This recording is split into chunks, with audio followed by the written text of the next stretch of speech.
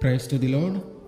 ఈరోజు దేవుడు మనకిచ్చినటువంటి వాగ్దానం ఏమిటంటే, సమూయేలు రాసిన 2వ గ్రంథము 22వ అధ్యాయము 4వ వచనం.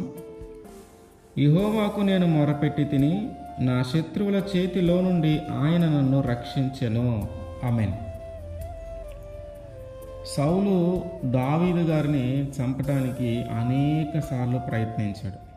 ఎక్కడ అవకాశము దొరికితే అక్కడ ఈట విసరటము, చంపటానికి ప్రయత్నం చేయటము జరిగింది.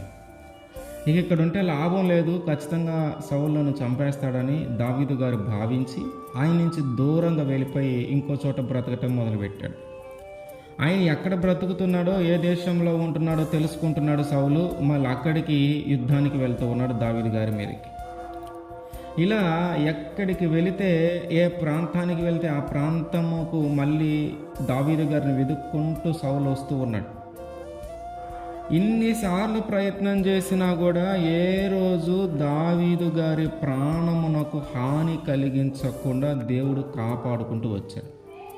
ఎన్నిసార్లు ఈటెను విసిరినా కూడా ఆ ఈటె ఆయన మీదకి రానివ్వకుండా దేవుడు అడ్డుకున్నాడు. ఎన్నిసార్లు ఆ యుద్ధానికి వెళ్ళినా కూడా దాని తర్వాత తన కుమారుడే, తన సొంత కుమారుడైనటువంటి అబ్షాలోము దావీదు మీదకి వచ్చాడు. అబ్షాలోము దావీదు గారికి తెలియకుండా తన ప్రజలందరినీ ఆయన వైపు తిప్పుకొని, అబ్షాలోము వైపు తిప్పుకొని ఆయనే రాజుగా ఉండటం ప్రారంభించాడు. ఇట్లాగైతే అబ్షాలోము చుట్టూ అందరూ చేరి ఆయన్నే రాజుగా ఉండటానికి ఇష్టపడేలాగా చేశాడు. ఆ సమాచారం దావీదు గారికి తెలిసినప్పుడు ఖచ్చితంగా అబ్షాలోము మన అందరిని చంపేస్తాడని చెప్పి అక్కడి నుంచి పారిపోవడం జరిగింది. తన సొంత కొడుకే, సొంత కుమారుడే, ఆయన చేతిలో, కుమారుడి చేతిలో తండ్రి తన ప్రాణమును కాపాడుకునటానికి పారిపోయిన పరిస్థితి. కొడుకు తండ్రి ప్రాణమును తీయటానికి పరిగెడుతున్నటువంటి పరిస్థితి. ఒక పక్క ఇప్పటిదాకా పోరాడి, ఇప్పటిదాకా దేవుని కాపుదల వల్ల బ్రతికి సౌలు చేతిలో నుంచి రక్షింపబడ్డాడు. ఇప్పుడేమో సొంత కొడుకే తన ప్రాణము తీయాలని చూస్తూ ఉన్నాడు. ఇన్ని పరిస్థితుల్లో కూడా దేవుడు ఎక్కడ కూడా దావీదు గారికి హాని కలిగించలా. దేవుడు ఎక్కడ కూడా దావీదు గారి ప్రాణమును ముట్టనివ్వల, ఆయనని మరణానికి అప్పగించల. అబ్షాలోము చేతిలో నుంచి కూడా దేవుడు సురక్షితంగా కాపాడాడు దావీదు గారిని. అప్పుడు ఆయన చెప్తున్నాడు, అసలు నేను ఎలా కాపాడబడ్డాను, సౌలు చేతిలో నుంచి ఎలా కాపాడబడ్డాను, అబ్షాలోము చేతిలో నుంచి ఎలా కాపాడబడ్డాను అని తాను చెప్తూ ఆయన చెప్పిన మాట ఏంటంటే, నేను దేవునికి మొరపెట్టాను, కీర్తనీయుడైన యెహోవాకు నేను మొరపెట్టి తిని, నా మొర ఆయన ఆలకించి నా శత్రువుల చేతిలో నుండి ఆయన నన్ను రక్షించాడు. ఆ యొక్క శత్రువులు నా మీదకి వచ్చినప్పుడు నేను మొరపెట్టా, నా దేవుడు నా మొర విని నా శత్రువుల చేతిలో నుంచి నన్ను రక్షించాడు, నా శత్రువుల చేతి నుంచి నన్ను కాపాడాడు. నా ప్రాణమును తీయ చూసిన వారందరూ చనిపోయారు, కానీ నేను మాత్రం మిగిలి ఉన్నాను. కారణం ఒక్కటే, నా దేవుడే నన్ను కాపాడాడు. నేను ఆయనకి మొరపెట్టుకుంటూ ఉన్నాను, ఆయనకి మొరపెట్టాను కాబట్టి నా మొర ఆలకించాడు అని దావీదు గారు చెప్తూ ఉన్నాడు. కాబట్టి ఇప్పుడు మన జీవితంలో ఎలాంటి పరిస్థితి ఉంది?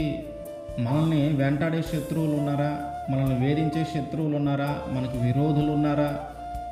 మన ప్రాణము తీయ చూసేవారు ఉన్నారా? మనల్ని పారిపోయేలాగా చేయాలని చూసేవారు ఉన్నారా? అటువంటి వారందరి చేతిలో నుంచి మనము తప్పించబడాలంటే, అటువంటి వారందరి చేతిలో నుంచి మనము కాపాడబడాలంటే, మనము రక్షింపబడాలంటే, మనము కూడా మన దేవుడైనటువంటి యేసుక్రీస్తు వారికి మొరపెట్టాలి. మనము కూడా మన యేసుక్రీస్తు వారికి ఎప్పుడైతే మొరపెడతామో ఆయన మన మొర ఆలకించే దేవుడు గనుక ఆయన మన మొర విని మన శత్రువుల చేతిలో నుండి మనల్ని తప్పిస్తాడు. మన శత్రువుల ఆ చేతిలో నుండి మనల్ని విడిపిస్తాడు.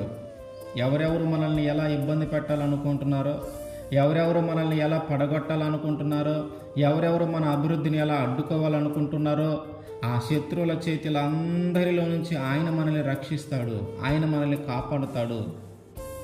మనం చేయాల్సింది ఏంటంటే ఆయనకి మొరపెట్టాలి. దావీదు గారు ఎట్లాగైతే మొరపెట్టి తన శత్రువుల చేతిలో నుండి రక్షింపబడ్డాడో అట్లాగే మనము కూడా దేవునికి మొరపెడితే ఆయన మన శత్రువుల చేతిలో నుంచి మనల్ని విడిపిస్తాడు. కనుక ఒకవేళ మన జీవితంలో కానీ అట్లాంటి పరిస్థితులు ఉంటే ఎప్పటికైనా మన సొంత తెలివిని మన సొంత జ్ఞానాన్ని వదిలేసి దేవుని వైపు తిరుగుదాం. దేవుని మీద ఆధారపడదాం, ఆయనకు మొరపెడదాం. ఆయన మన మొర ఆలకించి మన శత్రువుల చేతిలో నుండి మన అందరినీ విడిపించును గాక. ఆమేన్.